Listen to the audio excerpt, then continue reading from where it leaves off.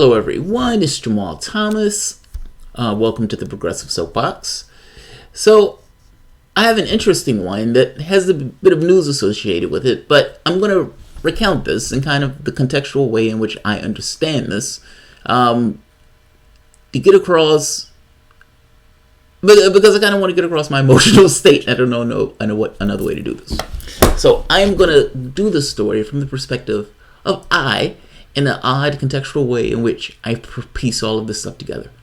So, the thing behind me, and bear with me for a couple of minutes.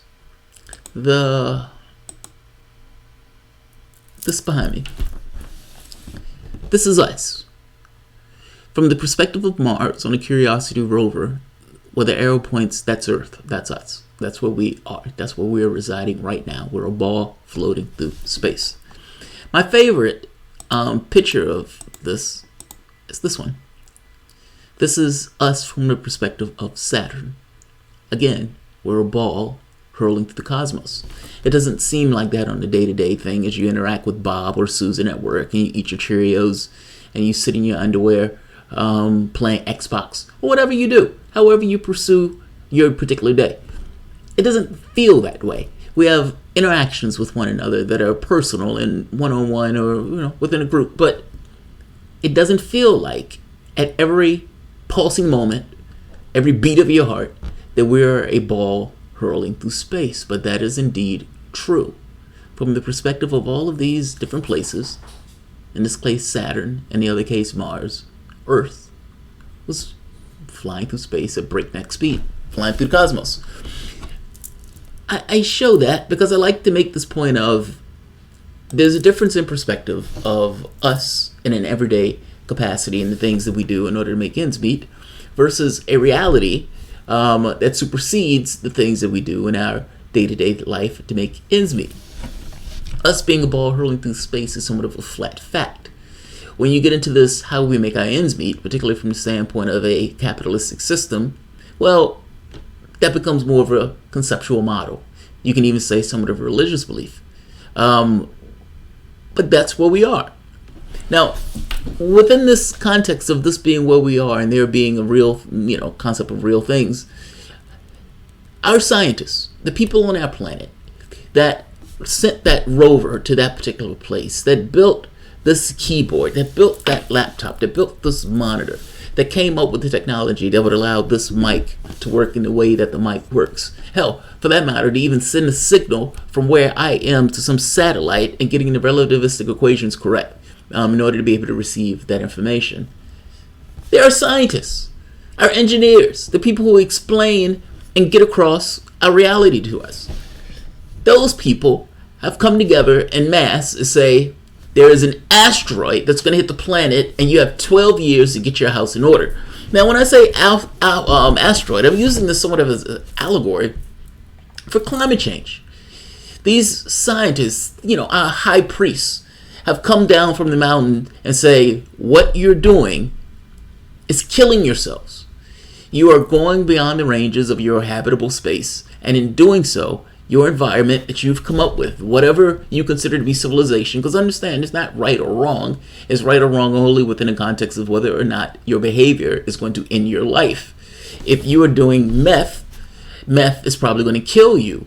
And I'm saying that to the same thing of if you're doing things that are adversely affecting your physical being, or for that matter, your social structure itself, then you're going to end your civilization. It's not that there's a cosmic God that's angry at you, whatever, any more than maybe this kind of cause and effect thing. But we know what we're doing. And they're telling us, you're killing yourselves, and we still continue to do it. And you get people saying, well, how much is it going to cost? And this is an amazing thing. This idea that something that's not real, which is somewhat of a religious belief, and it's just somewhat of a thought form, supersedes the idea of coming together as a society and making changes necessary in order to stave off destruction. That's assuming you can stave off destruction. That's how I see this. It seems to be as irrational can be for a society to say, how much does this cost? How much does this unreal structure of sorts, how much is this real thing going to cost this unreal structure? Missing the point that you may not be able to keep your unreal structure if you want to supersede or if you want to get past the challenge that's being presented to you. Fast forward to Alexandria Ocasio-Cortez. Alexandria Ocasio-Cortez has been pushing a Green New Deal. Now, she appropriated this Green New Deal from the Green Party. And even though she appropriated this Green New Deal from the Green Party, it is not, in fact, the same Green New Deal as what the Green Party was pushing. That needs to be understood. A large part of her deal is setting up committees or whatever, or setting up a committee in order to come up with solutions for these things. And there's critiques that are made on how these committees are being set up and the language that's used in this, making it seem as if this is kind of a thing between the business community and the politicians, which is chosen, if I'm not mistaken, by Pelosi in some respects. Will you end up with the same thing that you were getting before under this kind of cloak of Green New Deal? So that's one point. The second point is even how it's funded. So the Green Party's Green New Deal was funded essentially by cutting the military budget in half. They make the argument that with the military budget in half, we still are 3 times larger than the next closest competitor. Whereas Ocasio is talking about essentially doing it the way we did it in World War II, which is essentially borrow. There are a very few companies in the world that essentially provoked what we're experiencing as climate change. They've been able to reap the economic benefits while essentially us taking the consequences of the actions of essentially the way they're pulling out oil from the ground. Borrowing from those same people, no. I agree with the Green Party's want to cut the military budget. But even with the flaws of Ocasio-Cortez's plan, and I'm not one of these people that believe that whatever they were going to be able to put together, no, I don't think you're going to get Republican support. I don't even think you were going to get some Democratic support. But what they were maybe going to try to do, at the very least, even that, even this appropriated, malformed Green New Deal that she was coming out with that didn't necessarily have specifics in how it was going to accomplish its goals, but was going to set up a committee to accomplish the goals, even that was too far. Understand what I'm saying? Somebody comes up with a plan, with an idea. Now, granted, she took that idea from the Green Party and she diluted it massively, but even within the context of that, that's too far. That's too expensive. And we're talking about expense hefted against the world is at stake. I just find this to be an amazing conversation that we're having from the political class that is supposed to be the keepers of the realm and that are supposed to make choices and decisions on behalf of us as our representatives to make sure that we stay intact. And one of those things is to not kill ourselves or kill ourselves off as a civilization, or at the very least kill our kids and grandkids off. But even with that mutated, reduced version, that was still too much. And the Democratic Party killed that idea. So, right here, this is talking about Alexandria Ocasio-Cortez and the Green New Deal. So, this is a representative. They were talking about how are you going to pay for this, because this is going to be somewhat expensive. And again, the Green Party's Green New Deal is you cut the military budget in half. Let's start there. Let's not try to have a war machine and a Green New Deal. Let's just try to have a Green New Deal. So, but that's not the way she's going about hers.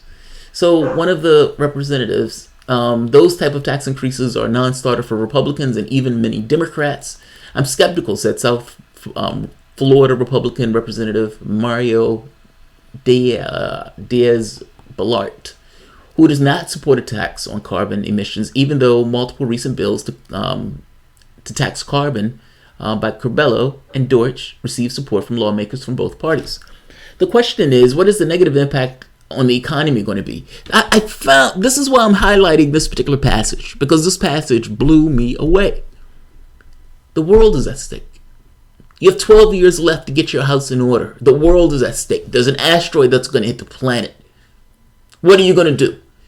There's a global consequence to the way that we've been living our lives based around a particular system of organization.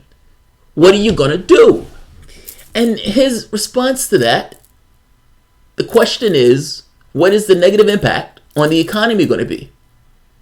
Diaz-Balart said, adding that any type of Green New Deal in legislative form would need it to be reasonable to get any Republican support. I have no idea what reasonable means in that context.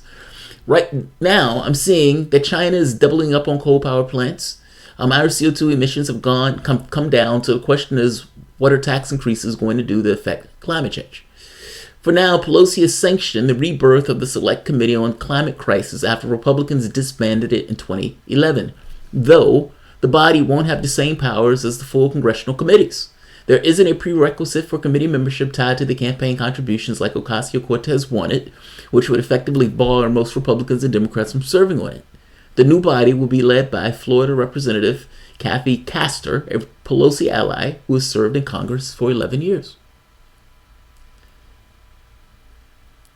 This seems like a certain degree of lunacy to me.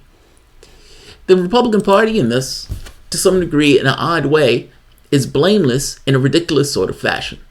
The overwhelming majority of scientists around the planet say, yes, this is real, this is taking place. The Republican Party looks at this and says, nothing to see here, folks. I see nothing here in regards to the science, and it's a good debate that people need to have. It's not a debate. It's only a debate because you're using it in a political context. But they're willing to essentially go to the mat with this in a political context. Some will say, well, God is supposed to destroy the earth by fire, so I'm not going to be worried about climate change. I've heard that argument made. That's a mind-blowing argument. But other, I think, it's just more craven. Essentially, their interest in the people who are putting dollars in their pocket to some degree is connected to these industries. And Republicans, again, as an ideology, tax cuts and all this other stuff, just complete obsequiousness to the wealth, they have nowhere else to go. In dealing with something that's a real world issue, they still resort to the same politics that they've resorted to before. Asking the question of how much is it going to cost to save our civilization is just an amazing question to ask. It's just a fucking amazing question to ask. And even with the mutated body that was appropriated from the Green Party, even that was too much. Even that was too much. I find this to be amazing, irrational, but at the same token, rational in a funny sort of way. You've grown up, raised in this particular system from the time that you were born to the time that you die. It's the only thing that you know. And you have something that is detrimental to the entire system itself. And in an odd way, I don't necessarily think people internalize of what the scientists are saying in this case because they can't necessarily see it. If there was an actual asteroid that you can see get bigger and bigger and bigger every day, it would be a little bit easier to deal with. But in this case, they're using, you could say, models and predictions and so forth. I just find that amazing. That's all. You have a body that says, yes, we believe in climate change, but no, we don't want to do anything real about climate change. And nothing that we do is really going to try to hit at it or even do anything about it in a real substantial way. That's amazing. Now, for the Republican Party, that's fine. They just say we don't believe in it. Blissfully unaware. But the Democratic Party continues to say we're the party that believes in science and wants to chastise the Republican Party when they come up on issues like this. But you can't have it both ways. Like, logically, you can't have it both ways. You can't say, we believe in climate, in scientists' proclamations on climate change. We believe in those things. We believe that these guys are right. So when these guys are saying you have 12 years left, we believe that we need to get our house in order. But we simultaneously believe that it may be expensive. And we need to mitigate costs as we try to save the world. So, we can only go but so far. And the so far in this case is not even the program that they had prior. It is an odd thing, that's all. It's wildly rational. But it's what we got. You cannot affect change of a corrupt system from within that system, the order of chaos. Jamarl it's like the first public voice to compare Ocasio-Cortez's Green New Deal with Stein's. Congrats, bro. Well, I saw this article talking about it a while back, and the article kind of intrigued me on it because I realized they're right. I hadn't necessarily gone through the Green New Deal itself. From the standpoint of, what is this going to try to accomplish? Well, once you go into the details of what it's going to try to accomplish, and you say, well, wait a minute, they've just taken the Green Party's Green New Deal, and it makes it feel as if those things are the same because people use the same language in order to talk about those things. But those things are different. Those things are different. The way they pay for it and the way they go about trying to even make that transition into that type of economy, they're different. So, yeah. All right. I'll end this here. I'm not going to keep this long because there's still one or two more that I want to get done for tonight. But this seems like utter lunacy. We're running our society into the ground. There's a cost for living. And look, if you want to say that capitalism is the greatest thing on the planet, fair enough. You can perfectly say capitalism is the greatest thing on the planet. But the moment that you get into trying to compare it with real world phenomena, like what are you trying to accomplish in the world from the standpoint of a society, and what are you willing to accept as consequences for the society that you've gone about creating? Well, this is a consequence. I mean, my laptop has certain, gears and systems and everything else in it. It takes people, time in order to mine that stuff, pull that stuff out, transport that stuff from point A to point B, fashion it into whatever they're going to fashion it into, put it in the computer, bring in the other technologies and everything else. And yet, this computer at some point in like 2 or 3 years is going to go into the trash heap. They do that because they need to keep pumping out computers if they want people to essentially keep that company going because, they sell computers. And if you have a computer that lasts for 10 years, well, that company is going to go out of business. It's not just computers. It's all sorts of stuff. Your iPads, your headphones, these companies, their goal is to maximize their profit by selling you as much shit as possible. It has nothing necessarily to do with whether or not the hamburger is nutritious or whether or not this particular product is the best that the product can be. It's all about selling, maximizing profit.